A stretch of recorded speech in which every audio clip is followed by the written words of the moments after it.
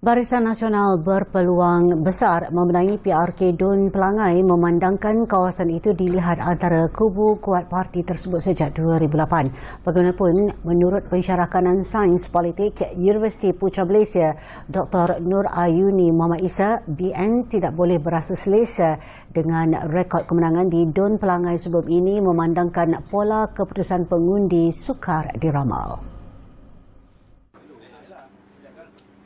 Sebelum ini, bekas Menteri Besar Pahang, Datuk Seri Adnan Yaakob pernah diberi mandat sebagai Adun Pelangai 8 penggal antara 1986 hingga 2022. Rekod itu terus dipegang BN selepas penyandang sebelum ini Datuk Seri Johari Harun dipilih untuk menjadi wakil rakyat warga Pelangai selepas memenangi kerusi tersebut pada PRU 15 tahun lalu. Kalau kita tengok status quo di mana BN merupakan kerajaan pusat dan juga di peringkat negeri Pahang. Kemudian kawasan ini tiada isu dari segi pentadbiran di peringkat negeri. Namun kita tidak nafikanlah terdapat cabaran yang sengit kepada pola pengundian. Kalau kita tengok di sini di mana peningkatan pengundian terhadap PN itu ada pada PRK yang lalu di Simpang Jeram dan juga Pulai. Namun peluang itu masih cerahlah kepada BNPH. Meskipun kempen PRK Pelangai dilihat berjalan dengan tenang, namun ia dianggap sebagai medan untuk menguji penerimaan rakyat terhadap parti bertanding iaitu gabungan BNPH, Perikatan Nasional dan Bebas.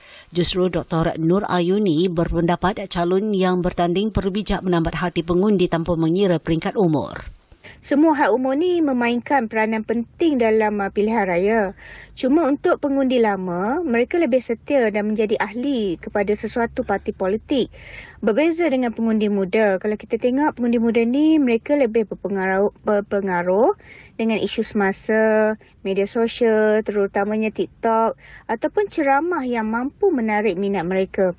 Sebabnya kalau kita tengok strategi memang macam biasalah di mana-mana kempen pilihan raya sekalipun, isu-isu semasa dan sentimen akan dimainkanlah untuk menarik pengundi.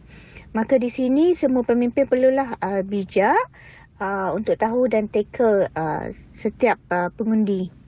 Beliau juga menjangkakan peratusan keluar mengundi 7 Oktober ini rendah memandangkan penduduk Pelangai hanya perlu memilih seorang wakil sahaja bagi mengisi kekosongan kerusi di Dun tersebut.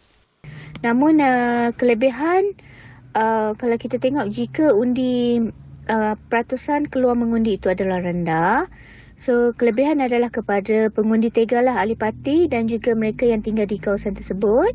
Maknanya memberi kelebihanlah kepada PHBN.